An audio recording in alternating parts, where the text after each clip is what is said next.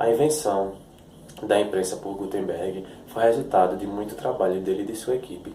A prensa desenvolvida por ele foi uma resposta a crescentes demandas por livros. A prensa em si era relativamente barata. O custo maior, naquele período, era com o papel, que ainda era produzido por técnicas árabes. Durante esse período, a imprensa teve muitas pessoas contra, pois diziam que ela poderia corromper os leitores, espalhando boatos e mentiras.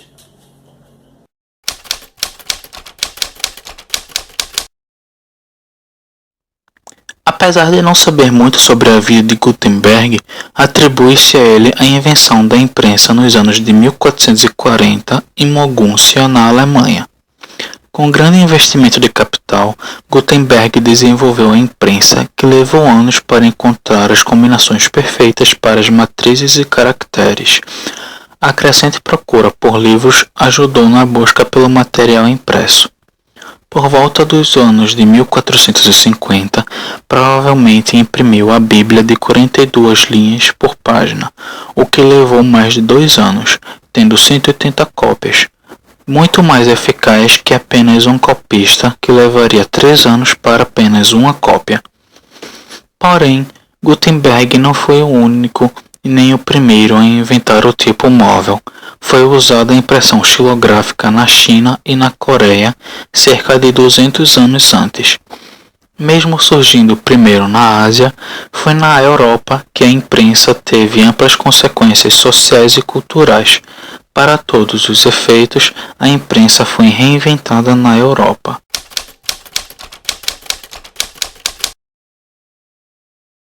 Exigia dos compositores, os trabalhadores, velocidade, habilidade e destreza, além do bom conhecimento em latim. Geralmente, os impressores trabalhavam em duplas. Após todo o procedimento de reunir os caracteres, preparar as linhas, ordenar em páginas dentro de uma moldura, aplicar a tinta sobre o papel, as páginas eram finalmente postas para secar. Somente um lado do papel podia ser impresso por vez. Os habilidosos conseguiam produzir uma página a cada 20 segundos. O sistema foi notavelmente duradouro, durou mais de 300 anos. A prensa manual não era cara, os caracteres metálicos eram o que exigia um maior investimento. Os impressores precisavam manter um estoque considerável de caracteres para compor mais páginas por mais tempo. O mestre impressor do século XVI tinha de possuir múltiplas habilidades. Além de impressor, era vendedor de livros, empreendedor capitalista, indexador, tradutor, revisor de provas e editor de textos. Também era necessário manter boas relações com estudiosos e patronos ricos e governantes.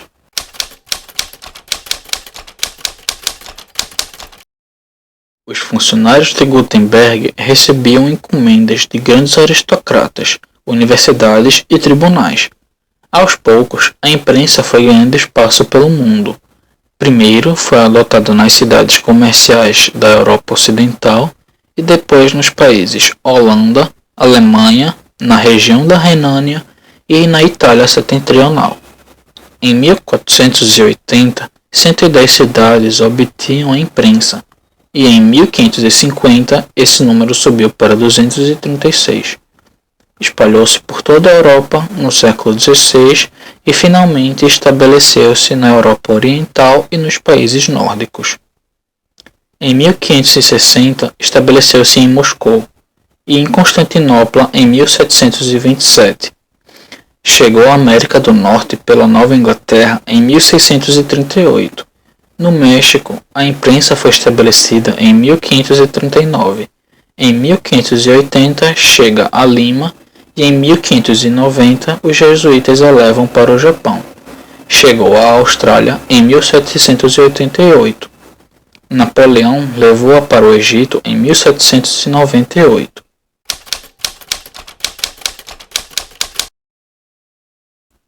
Na Europa, o latim era a língua do direito, da ciência e da igreja.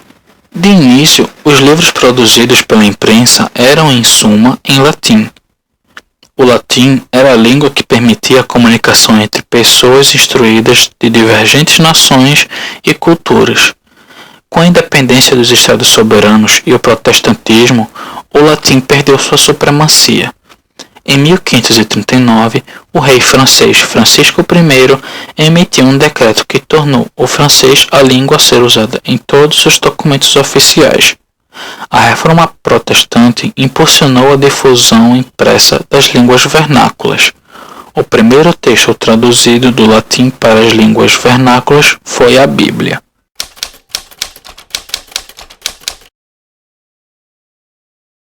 Foi um marco importante para a história da Reforma, porém não foi a única. Haviam surgido outras 18 versões alemãs anteriormente. Em 1522, ele produziu um Novo Testamento em alemão. Lutero levou 12 anos para traduzir o Antigo Testamento para o alemão, e surgiram cerca de 200.000 cópias em centenas de reimpressões antes de sua morte.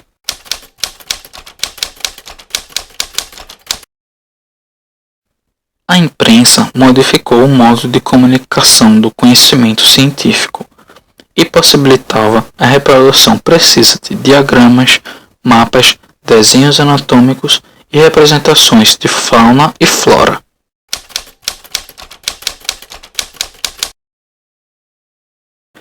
Até o século XVI, os mapas do mundo ainda se baseavam em modelos gregos clássicos.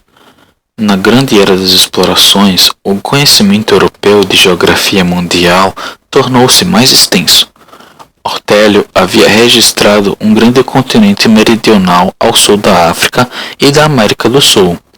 Presumia-se a existência de uma grande massa de terra no sul porque os continentes do hemisfério norte precisavam de um contrapeso que mantivesse o equilíbrio da Terra.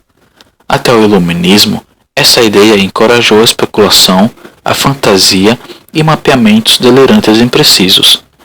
Até o século XVII, era frequente os mapas plagiarem-se mutuamente, reproduzindo erros e fantasias imaginosas sobre terras exóticas transmitidos de terceira ou quarta mão. Bernhard von Bredenbach, um cônego da Catedral de Mogúncia, foi um dos primeiros a apresentar visões topográficas de primeira mão registradas por testemunhas objetivas. Essa tendência de mapeamento realista da Terra acabou por encorajar o mapeamento mais preciso do céu. O astrônomo polonês Johannes Hevelius produziu o primeiro mapa detalhado da superfície da Lua, repleto de crateras, com base em suas observações por telescópio.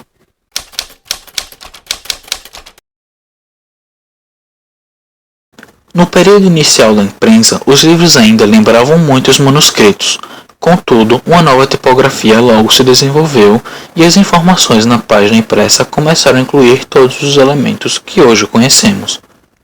Os livros muitas vezes tendiam a ter títulos longos, que eram uma espécie de anúncio de seu conteúdo, com o acréscimo de uma citação latina ou bíblica. Também se tornou costume identificar o impressor, bem como o lugar e data de publicação no início do livro. Os primeiros livros impressos, assim como os manuscritos, geralmente não possuíam numeração das páginas. Esperava-se que o leitor a acrescentasse à mão. Gradualmente, porém, o livro impresso começou a também incluir esse elemento. A Bíblia fora dividida em livros, capítulos e versículos na cultura dos escribas, mas não houvera um sistema uniforme aceito por todos. As divisões bíblicas organizadas pelo tipógrafo francês Robert Estienne em 1551 acabaram-se por ser adotadas universalmente. A imprensa instituiu a padronização no lugar das muitas variantes e erros que inevitavelmente caracterizavam as cópias feitas pelos escribas. Depois de tantas evoluções, hoje vimos, sem dúvida, o quão importante foi a criação de Gutenberg. A informação nunca para de se expandir e para acompanhar tal crescimento, a produção de suporte e de disseminação de informação é essencial. A sociedade atual é movida por meio de comunicação que hoje é feita através de vários suportes, mas que teve seu primeiro passo dado em 1400, quando o homem viu a necessidade de passar a discutir de forma mais rápida e eficaz o conhecimento, quando se deu o primeiro passo para a cultura da imprensa.